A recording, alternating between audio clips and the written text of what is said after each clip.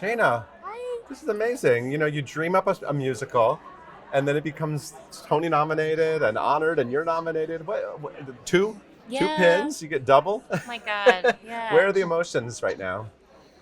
So many things. I mean, I feel so grateful for our whole team and our cast and our Sure. crew and everyone at the Music Box. But I'm just thinking, like, it was so many years on this of sitting there with a document on my computer. Just like, I have this one just called like Suffrage Notes. I think it's like 900 pages long. It is all the notes from the research, drafts, long versions of scenes and songs, outlines, a voice memo, hundreds of voice memos, maybe thousands, just like so many long days, long nights, waking up in the middle of the night, trying something out, having it not work, hearing everyone's notes and judgments and Right. critiques over and over, trying to, endless, and so many times where I thought maybe this is too hard, maybe I'm not smart enough for this topic, maybe this is too I don't know if I can really write the book. I really like a lot of doubt. Wow. And but what kept me going is like my characters, these women I'm dramatizing, they did not give up. That's their defining characteristic, you know? Keep marching. And so like I think letting myself put that feeling into the show of like it is really hard. We're not gonna lie about that. It's tough to do this work. It is defeating. There's a line in the finale of the gains will feel small and the loss is too large, which feels real in art and activism of like you do have wins, but somehow the losses sting harder, but you got to keep going anyway. So yeah, I feel grateful that I didn't give up, and that especially our team did not give up around me and believed in it through all of the storms and the pandemics and the challenges. Yeah. And to get to be here to celebrate Yeah. means everything. It's also amazing how much the show has changed Yeah. since downtown, and a lot of people are commenting on that, and Yeah. it's incredible.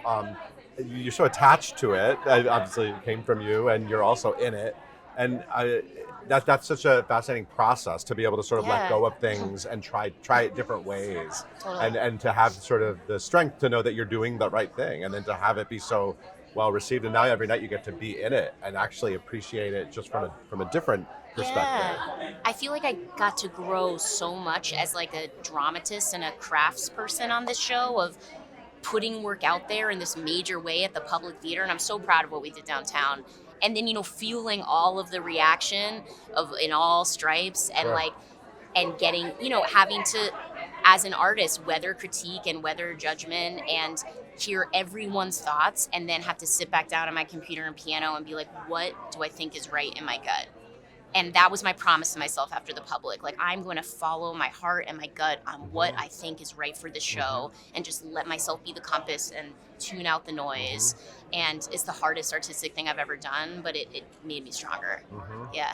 This was such a brilliant idea on paper, but actually executing it, you know what I mean? It's like when I first heard it, I thought that's a great idea, but actually getting to what we're seeing as a success of the Yeah. Music Box stage it's an interesting process. Well, the challenge is distillation on this show. There's so much history. And a lot of other historical musicals, there's an expositional shorthand with people walking in. Right. They have some sense of it. With me, I'm dropping the record down at zero, kind of like you don't know. So it was the challenge as a dramatist. How do I give you just enough expositional handholds that then you can go on the emotional Right. ride? And that was the hardest part, finding that balance. And even for the ear musically, like how to really make songs shine like gems and writing more of a book. Why I'm so, moved and humbled to be included in this book category is I think for a while I didn't feel confident writing a book, so I musicalized everything because that's where I felt confident. And this has been a process of realizing actually the spoken words help the sung moments shine.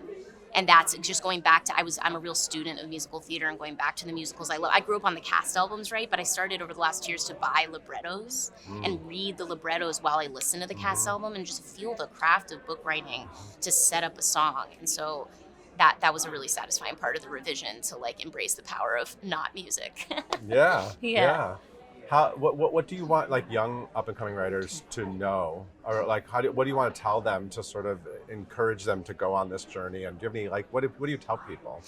I always tell young writers 2 main tenets. which are discipline and community. And the discipline of finding your creative habit, to quote Twyla Tharp, that's like my creative Bible of what is your practice, what is your routine. Don't just wait to write when you feel like it or when you're inspired, quote unquote. Make a log, write every day, or if it's not every day, figure out what your practice is, share your work regularly and often, and then community. Find your brain trust of writers. I have my group of friends who we all send each other our crappy first drafts. We give each other tarsh notes. Like the group that you trust to share your work with. Those have been the two like hallmarks of it was my 20s. Before anyone was listening, before I was getting paid anything. Like establishing those things, so when the professional opportunities come, you're ready. Congratulations! Thank I can't you. wait to see where you go from this. Thank you so much. So excited.